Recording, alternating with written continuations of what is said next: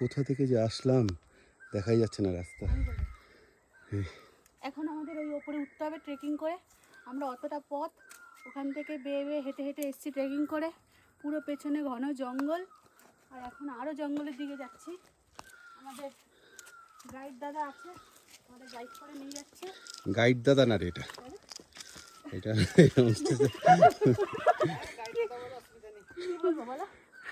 Homestay দাদা আছে, সেই দাদা আমাদেরকে নিয়ে এই যাচ্ছে। ট্র্যাক গাইডের কাছে দ্বারা করতে গেলে অনেক টাকা আমাদের খরচা হয়ে যেত, কিন্তু দাদা আজকে আমাদের নিয়ে যাচ্ছে, ফ্রিতে নিয়ে যাচ্ছে।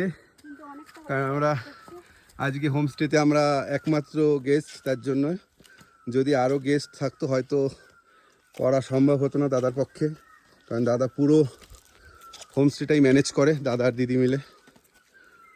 ওহ,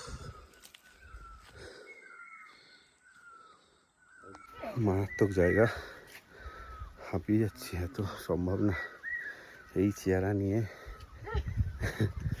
সম্ভব না।